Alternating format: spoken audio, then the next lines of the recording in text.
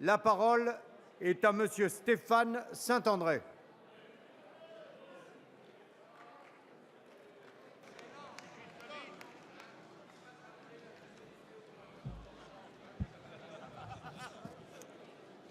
Monsieur le Président, Monsieur le Ministre, Mesdames, Messieurs les rapporteurs, chers collègues,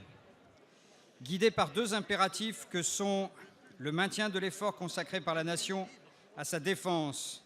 face à des risques et menaces persistants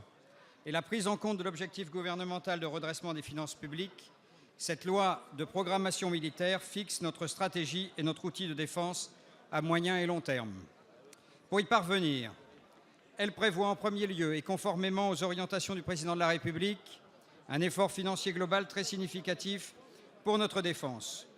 puisque son budget, d'abord stabilisé à son niveau de 2013 jusqu'en 2016, sera légèrement augmenté à partir de 2017, auquel s'ajouteront des ressources exceptionnelles dont la majoration de 500 millions d'euros, adoptée la semaine dernière, permettra aux engagements de dépenses, notamment sur les opérations d'armement, d'être honorés.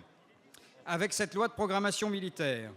la France fait aussi le choix de maintenir un niveau d'ambition et de responsabilité élevé sur la scène internationale, tout en garantissant la protection de sa population. En effet,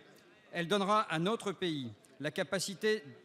d'assumer simultanément les trois missions fondamentales que sont la protection du territoire et de la population, la dissuasion nucléaire et l'intervention sur des théâtres extérieurs, tant en gestion de crise qu'en situation de guerre.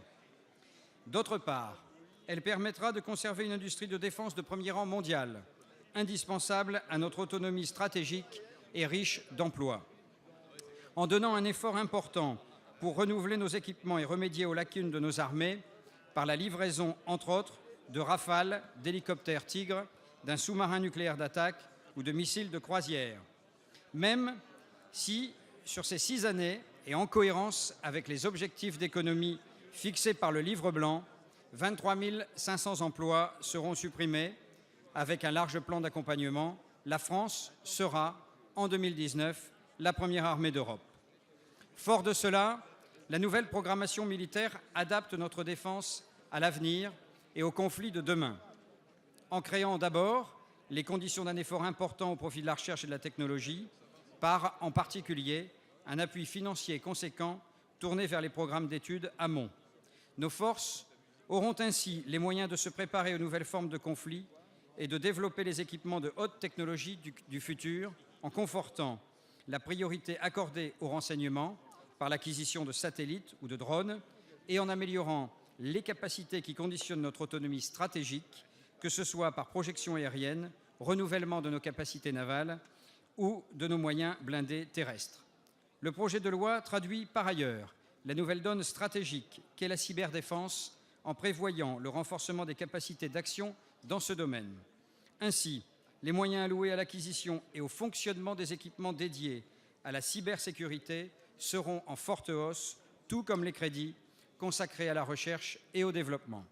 Et puis, parce qu'il est sans cesse davantage nécessaire de se placer dans une perspective européenne de défense commune, la France demandera, lors du prochain Conseil européen de défense, l'extension du mécanisme européen Athéna, permettant le financement en commun d'une partie des dépenses relatives à des opérations militaires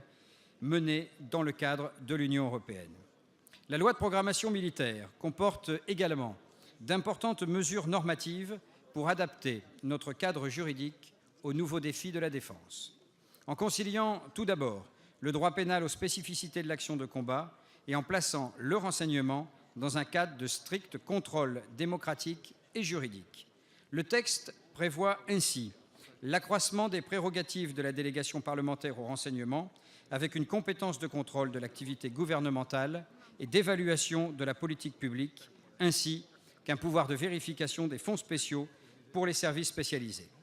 Le renseignement bénéficiera par ailleurs de la garantie d'une meilleure protection des agents et d'une meilleure exploitation du potentiel d'information et de géolocalisation. Enfin,